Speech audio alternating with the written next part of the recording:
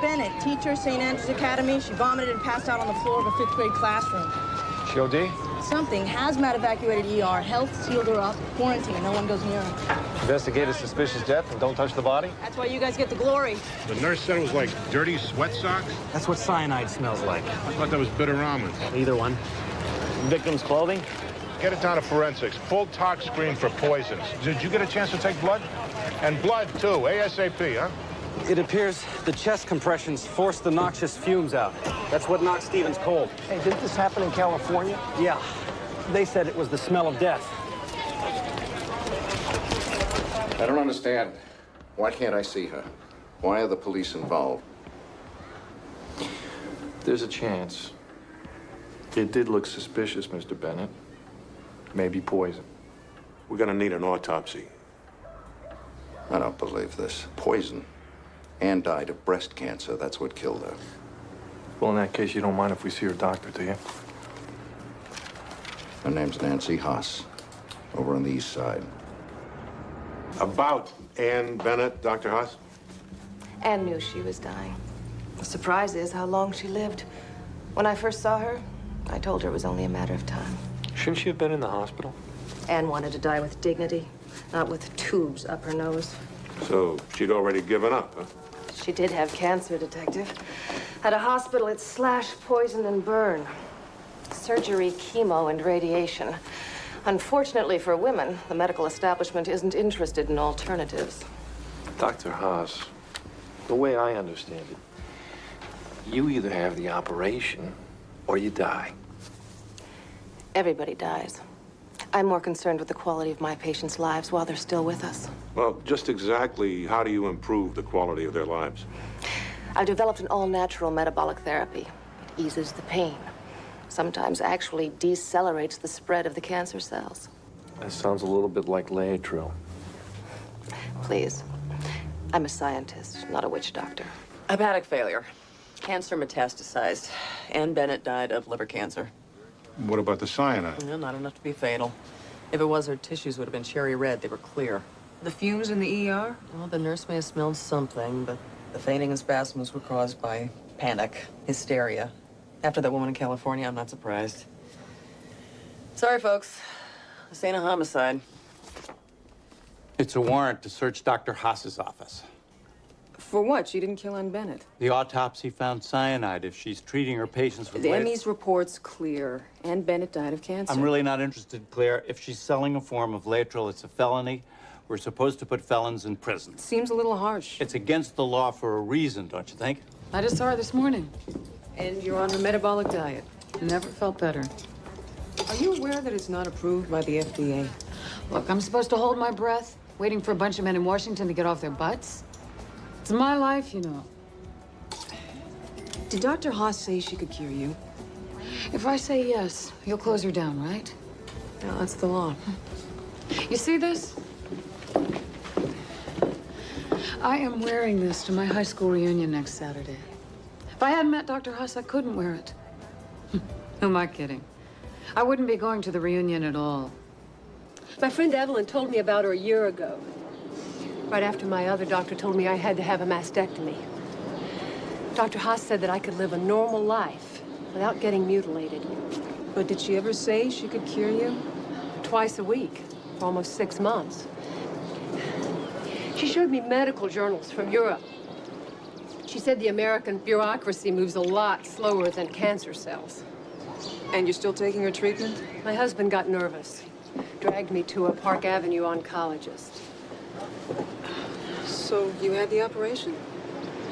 Oh. And what fun it was. First they put you on a slab, naked, totally exposed. And then they start taking pictures. There's a TV camera with a monitor outside the room for all to see. And then, when you're just about ready to say the hell with it and run for your life, some man says, "Don't worry, dear. Everything will be okay." It is not okay. You're alive, Mrs. Hurst. And with the reconstructive surgery, I'm as good as new. Only my husband hasn't touched me since. There's a check mark beside the names of the patients I talked to.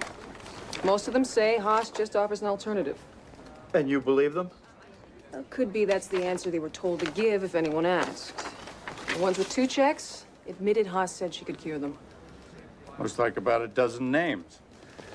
Good enough to make our case for fraud. I'm sorry, I still don't feel good about this. You got something against putting the bad guys in jail? The ones who'd serve the public better in a laboratory. Haas has a wall full of credentials. She's a legitimate scientist. Who's fleecing her patients? Maybe her patients want to get fleeced.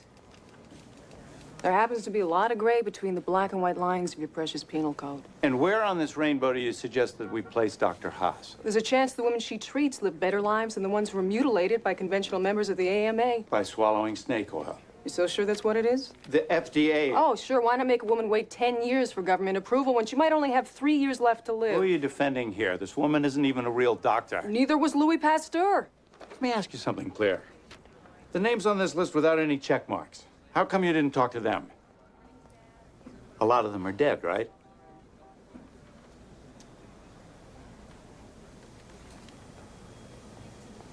They're all dead? Haas charges $75,000 for a series of treatments you could cook up in your kitchen. Our experts said it was harmless. Maybe, but Haas isn't. There's nothing more destructive in medicine than an overgrown ego, and Haas is one that could fill Shea Stadium. Her patients are very sick, very desperate women who are willing to pay anything to avoid surgery. Even at the risk of dying? Some women can't see much sense in living after breast surgery. That's what makes Haas so detestable. How sick was Ann Bennett? Once the cancer metastasized to the liver, there's nothing anyone could have done.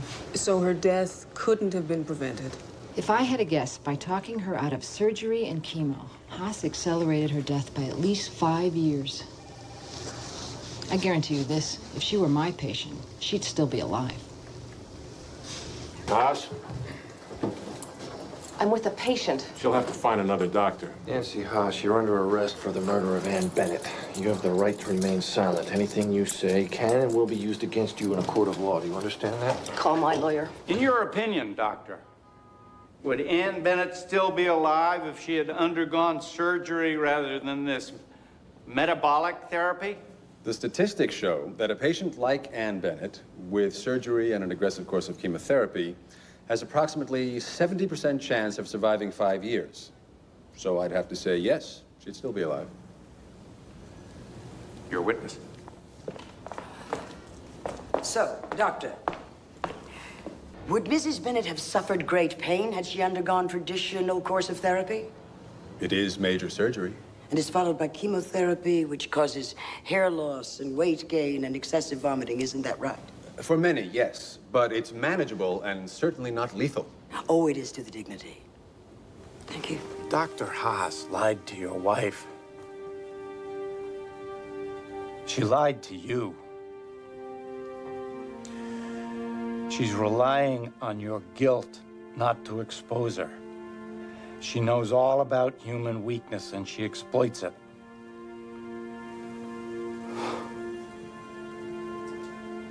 We trusted her.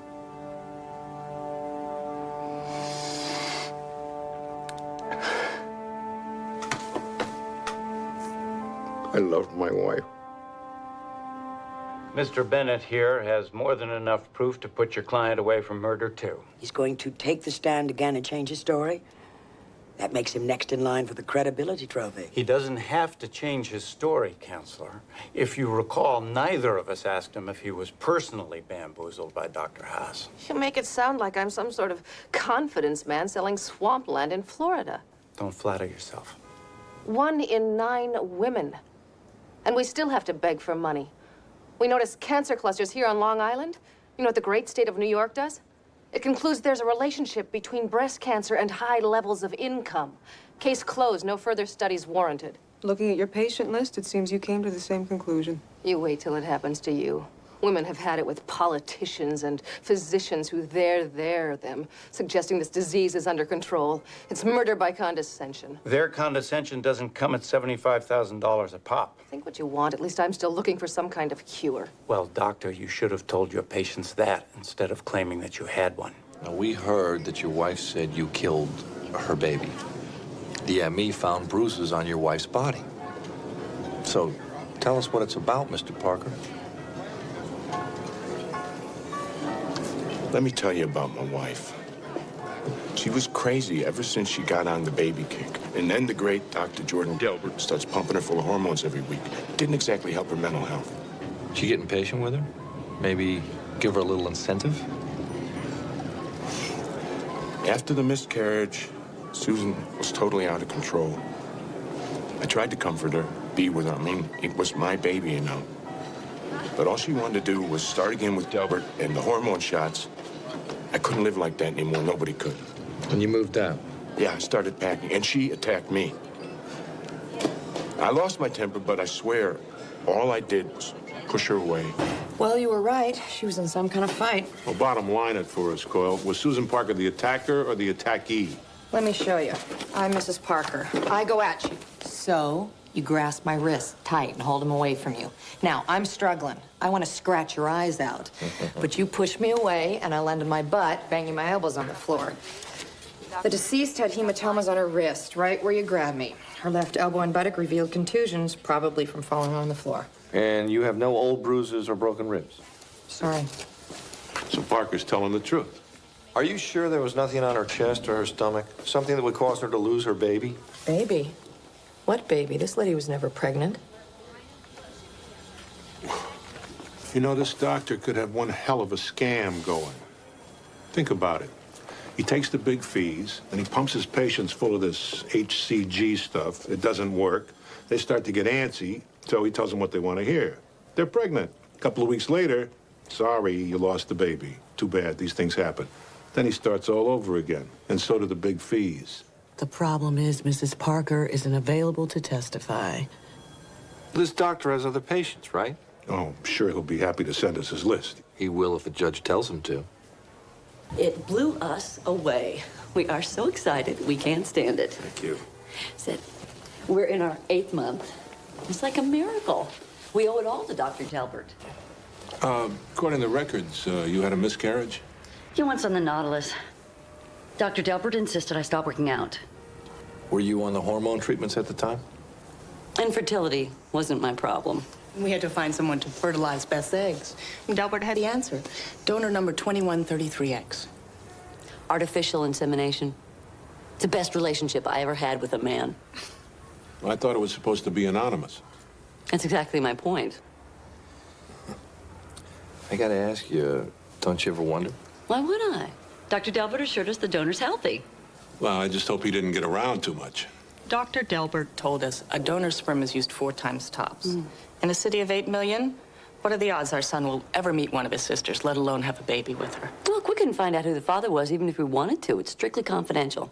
All we know is he doesn't smoke, he doesn't drink, no criminal record, and he's a Roman Catholic. Don't forget, he's got Betty Davis eyes. 3 years of hormone treatments. Nothing. You'd think she'd catch on. Hey, I'm still waiting for Ed McMahon to show up at my door.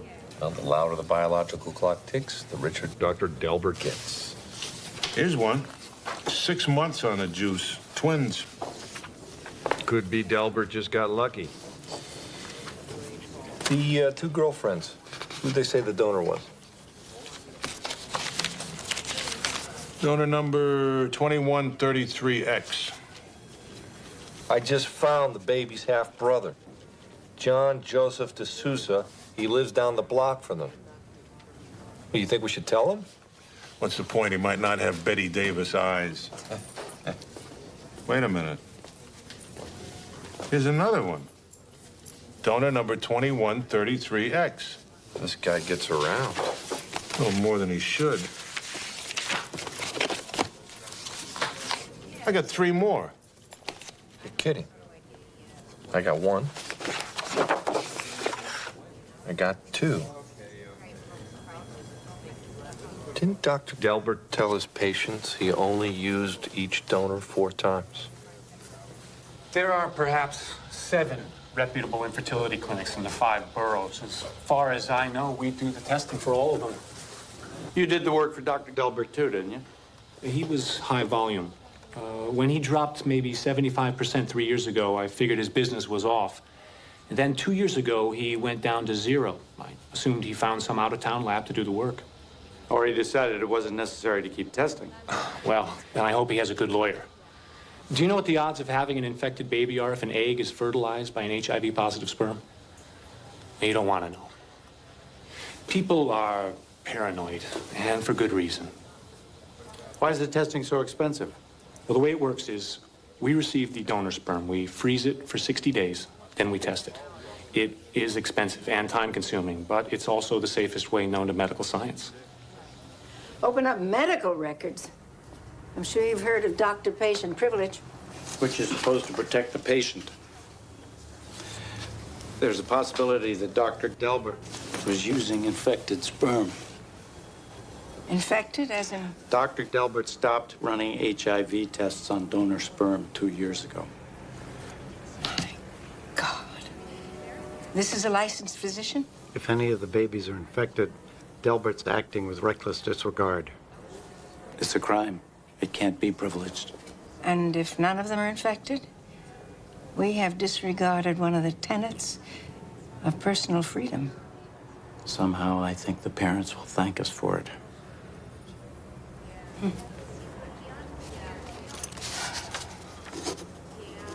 I don't give a damn what it says. I'm not giving you anything until my attorney gets here. You can be held in contempt, sir.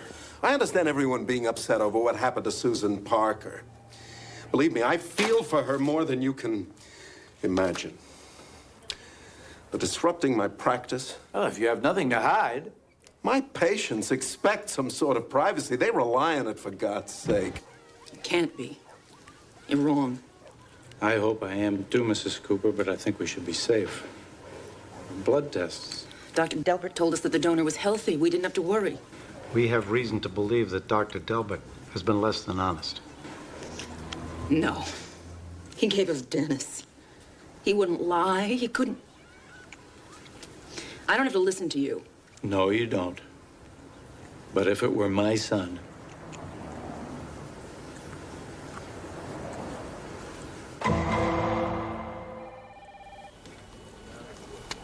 There are times when I love this job. 31 blood samples, all HIV negative. Thank you for small favors. I should tell the parents.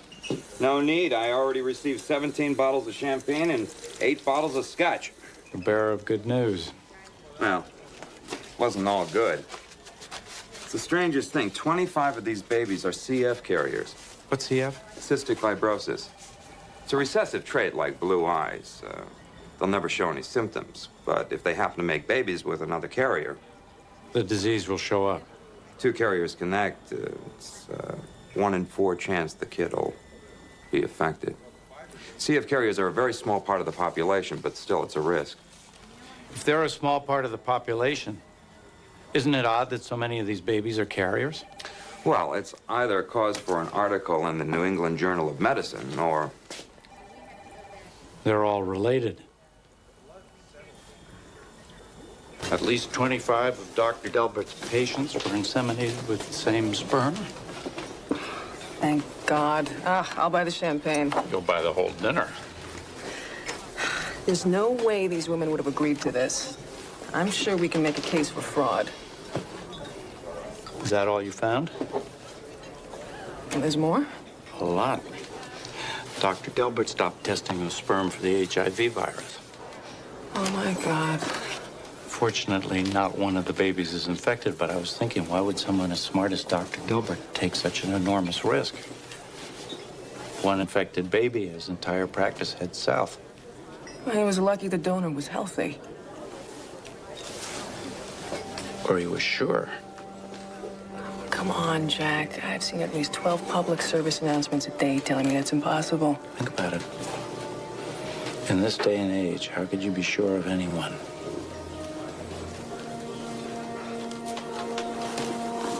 This son of a bitch is using his own sperm.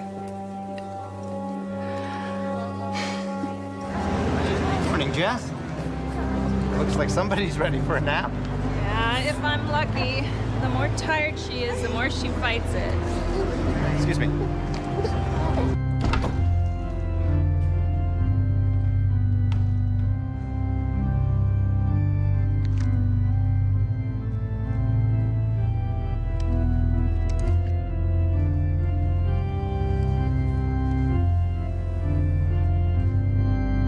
Peace be with you. Let us pray. Dear Father, we gather together, one family, in the presence of your love. We ask you to open our hearts and our minds so that we may be at peace. We ask you to grant us courage so that we may stand up to adversity and seek out justice and truth. We ask you to delight in our laughter in time.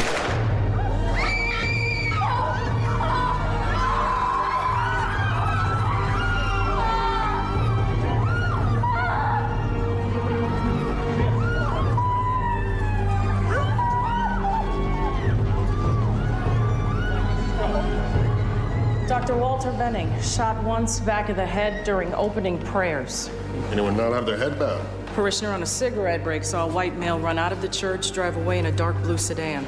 Oh, thank heaven for smokers. 1.9mm shell casing there, no sign of any weapon. Except for the one that the doctor's packing. He's also wearing a bulletproof vest. A lot of precaution for Sunday service. Doc has reason to be careful. He's taken a bullet before. Has to be said. Can I get a witness? One person was facing the congregation during prayers. No, I'm sorry. My eyes were closed. And when I heard the shot, I hit the floor. I don't have Dr. Benning's courage. What courage is that? Dr. Benning was an abortion provider, specialized in the toughest cases, third trimester. He's one of the few willing to risk his own safety. A lot of Christians would consider what he did murder. Any of your members believe in an eye for an eye? Our church advocates tolerance. Benning's been coming to services here without incident for the last 10 years. A devout abortionist. Walter Benning believed he was doing the Lord's work. Prayed to the same God as the rest of us.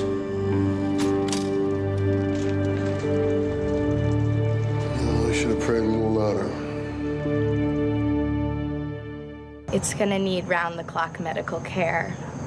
And when I told Jonah, he freaked. So you scheduled an appointment with Benning? Dr. Benning said he'd help me. He said the baby wouldn't suffer. And Jonah was okay with that decision? Jonah's selfish. There's no way he could handle a sick baby. Must have been a tough decision. You already bought baby stuff. My father bought a crib because he really wanted a grandson. How did he feel about the abortion? A couple months ago, when I showed him the sonogram picture, he started crying. I can't have this baby. Who's gonna help me now? Blair's baby was diagnosed with Ehlers-Danlos syndrome. The skin is so delicate, the slightest touch causes tearing, and it can be fatal without constant medical care. But you were willing to take on that responsibility. That's a big commitment. Yeah. I told Blair I'd work 3 jobs if I had to. We'd find the money. Your daughter told us she didn't want the baby. Well, she should have made the decision earlier. She's 28 weeks. That's not a fetus, that's a child. And did you try to talk to Dr. Benning? He got calls from someone claiming to be the baby's father. Thought he'd be more likely to talk to me if I had parental rights. And when he didn't take your calls, what'd you do? Mr. Morton, did you go to his clinic? No. Maybe you found out where he lived. Maybe you followed him to church. Look, I went for a long walk. Things have been tense at home. Blair getting pregnant. It's my fault. Ever since her mother died, I've let her run wild. I wanted to take responsibility, but not with a gun. Professor Martin? Excuse me. I wonder if his long walk included a drive into Manhattan. Oh, well, let's check the faculty parking. If his car has an easy pass, we'll get a quick answer.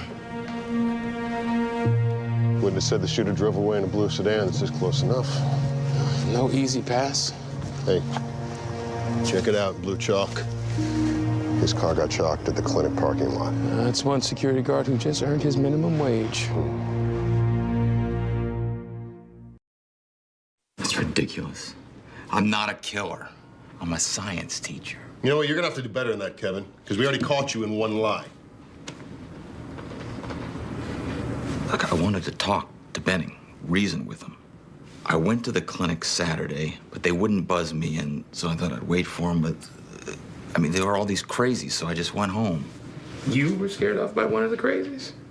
One of them followed me to my car. Thought I was an abortion doctor. I told him, no, I'm trying to prevent an abortion. Told him my daughter was scheduled for Monday, and then he told me that, What is it? What did he tell you? I'm done talking. Hey, this guy, you think he's the one? You probably think the guy that you talked to saved your grandson's life. Yeah, he may have, but he's also a killer. And there's no reason to think that he won't kill again. So what did he tell you? He told me not to worry. That my grandson would be fine. We'll need you to look at some videotape. The people inside the clinic say he's been outside every day with your group. Every day except the Monday after Benning was shot. He's not affiliated with Mission for Life. We're against violence. We encourage Dr. Benning's patients to get sonograms so they can see their baby's face, their tiny fingernails. We change more minds with love than threats. We want to catch this shooter as much as you do, detectives. I'm Roger Jenkins, executive legal advisor for my headquarters in Topeka. You're here for damage control. Murdered abortion doctors do not help our cause. I've been doing the talk show circuit, asking whoever it is to turn himself in. You wouldn't have to work so hard if your people tell us who this is. It's a public space. We can't dictate who comes and goes. Disclaimer noted. Now? Wayne. He bragged about getting arrested for breaking into a nuclear power plant in Buchanan. Wayne always cared more about strangers than his own family. Are you still in contact with him? By email. Well? He took our son out for dinner and a movie Saturday night. Olive Garden, big splurge. We need to talk to your dad, Will. Do you know how to get a hold of him? He won't even tell me where he lives. Saturday night. Was that a special occasion? He said he wanted me to know that he loved me, no matter what happened. What did he mean by that? You're cops. Figure it out. What's this about? It would be a lot better for Wayne if we straighten these things out in person. Will broke his leg a year ago. I emailed Wayne. He came to the hospital in less than an hour.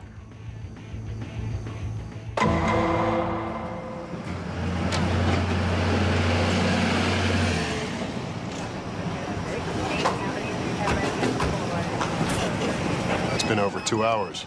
I guess Wayne Grogan's not up for Father of the Year. He's off the grid. No phone, no credit card. Okay. Detectives, I'm here on behalf of Wayne Grogan. Where is he? I'm not at liberty to say, not until I speak to the DA. After we arrest you for harboring a fugitive? I'm acting as his attorney. I'm here to negotiate terms for his surrender. The DAs think that Jenkins is stalling for time until he can get to Grogan. He's probably trying to turn him into a poster boy for the cause. What I'd like to know is who tipped Jenkins about the trap at the hospital. Not Grogan's ex-wife. No love lost there. Yeah, there's still plenty of love between Grogan and his son. You hacked into my account and found the email that I sent your dad? Not like it's the first time. You warned Roger Jenkins. How did you know to contact him? Saw him on TV. I see you care about the environment. You get that from your dad. Miss you and him on vacation. Will lived with Wayne last summer. Who's the pretty lady? And his girlfriend? She cared about stuff that's important. What's her name? You know, my dad said never trust authority. No argument here. But you see, sooner or later, your father is going to get caught. If not by us, then by other cops. Cops who might like to shoot first.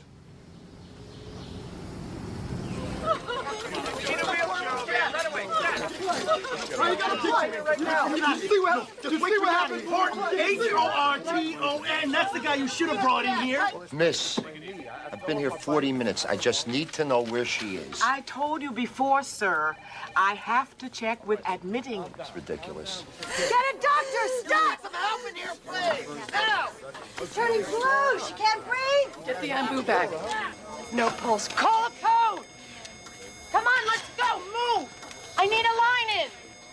You know, 100 milligrams. Get the defibrillator. You knew that wasn't right. How come I just gotta see you, man? Need 100 milligrams. You can't go in there, sir. Hold guard. Sir! No pulse. Give her up the IV. Nurse, check out this guy's knee. See what's going on. No response. Get me adrenaline. Excuse us, please, wait out. We're doing everything we can. What's going on? Excuse us, please. It's my daughter. Please, you can't come in here. This Don't is even try. What's going on? The last blood gases. Let's call it. 2317. Oh, my God. What the hell happened? Your daughter had cardiac arrest. Well, resuscitate her. Defibrillate. Please. Your daughter is dead. Where are you going? I don't get this. She only had a sore throat. This Some is help, insane. please. No, guys, she only had a sore throat. She didn't even have a fever. She only came in for a prescription. Where was she murdered? I told you, Urban Medical Center. I'm sorry, Mr. Morton. I'm a little confused. Your daughter was killed at the hospital? Yeah, in the emergency room, and I want to swear out a murder complaint against the resident in charge of it. This resident was treating her? No, killing her. But she was at the hospital for treatment. Yeah, a sore throat, muscle aches. She only went in to get a prescription for some antibiotics. Well, sometimes people are a lot sicker than they look. Listen to me. I was a medic in Vietnam. I know who's dying and who isn't. My daughter was not that sick. Somebody in that emergency room did something that killed her. Suzanne Morton. Yes, if you see Mr. Morton, please extend my condolences. Dr. Raza, were you on rounds when they reached her? Yes, that is right. I came right away. Why? I didn't think she was that sick. We heard bronchitis, maybe pneumonia. No. She was very sick. She should have been in the intensive care unit. Unfortunately, there were no beds. You know, in my country, we accept death, but here, you're expected to live forever. Tell me some more. And this guy in the emergency room. Must have been his daughter was sick. He was going nuts, yelling, why didn't they do this? Why didn't they do that? Sounded like he knew his way around. Around the hospital? Around sick people. Those doctors, something wasn't right. The way they looked. Worried? Excited? Embarrassed. Embarrassed? Dr. Oster will see you now. Let's go see the chief of medicine. I'm sure he'll be godlike, too. A diagnostician is like a detective. As a matter of fact, Conan Doyle modeled Sherlock Holmes on Dr. Joseph Bell. You solve every case you work on? We can tell a felony from a traffic ticket. Look, a patient walks in with a headache. She have a subarachnoid hemorrhage, a berry aneurysm, a retroorbital tumor, or does she just have a headache? Do you give her an aspirin, or do you saw open a skull? You make the speech at funerals? I saw that girl in the emergency room on rounds. She was in the hands of competent staff. The girl is dead. Yeah, well, people like to believe that medicine is pure science. Medicine is a science. But doctors know it's also a lottery. See what I mean? The guy's chief of medicine. And all he can come up with is, it's a lottery. Pediatric staff meeting has been changed to tomorrow at noon. Proceed, Sherlock.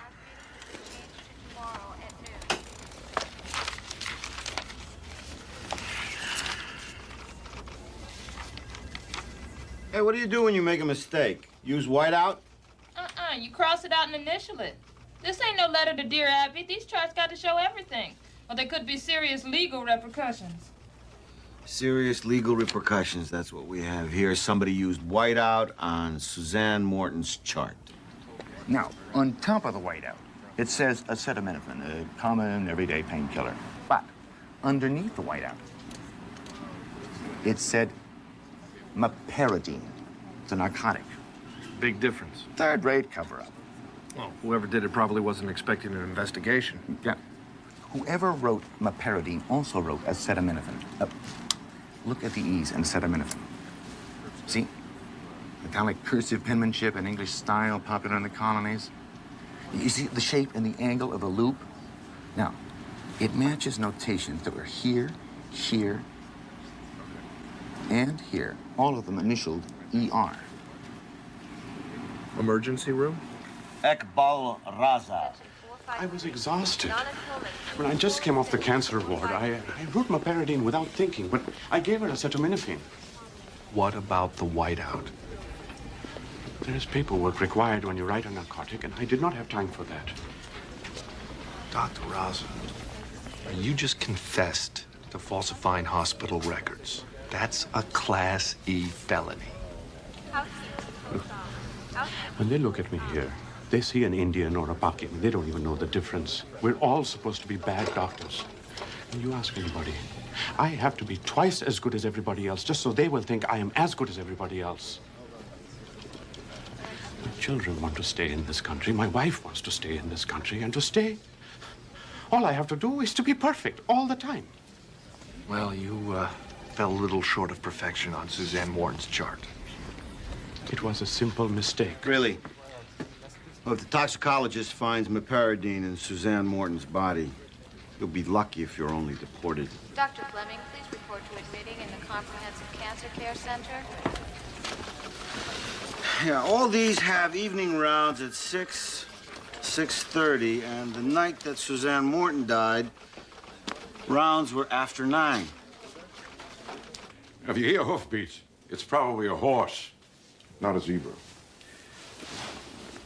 The old medical school say, if students tend to find exotic diseases and ordinary symptoms, they need to be reminded that most things are what they appear to be. You gentlemen are on a zebra hunt. Well, either a zebra or a horse using whiteout. Well, maybe Dr. Raza made a mistake in the chart. Maybe he made a mistake in the emergency room. You trust Dr. Raza, don't you? Offered him a job. Wrote a letter to immigration this morning. Strange time to be hiring the guy. A good doctor is a good doctor. What time were rounds that night? Sometime after 6. They stand around gabbing, and we're trying to keep some poor jerk from bleeding to death. So what happened that night? Why were rounds so late? We waited for the chief of medicine.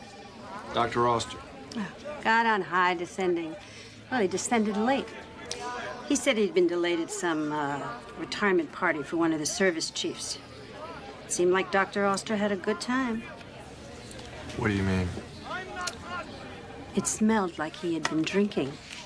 There will be a hospital blood drive beginning next Monday. We need volunteers. I'm begging you, don't make me torpedo my career. We need a second witness. Look, Oster forgets more every week than I know. I came to New York because of him. Do you know what it means to be able to say I studied under Dr. Edward Oster? He could destroy the rest of my career. What career?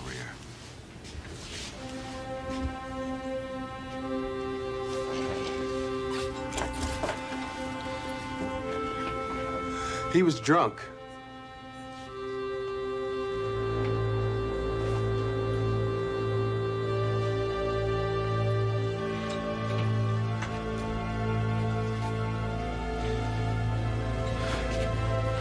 The girl had muscle pains. The doctor ordered meperidine, and the resident said something about phenelzine. I don't think he even heard. He took the meperidine, he injected it himself. What, no one tried to stop him? What are we gonna do? Wrestle Dr. Edward Oster to the floor? I didn't even know he was wrong.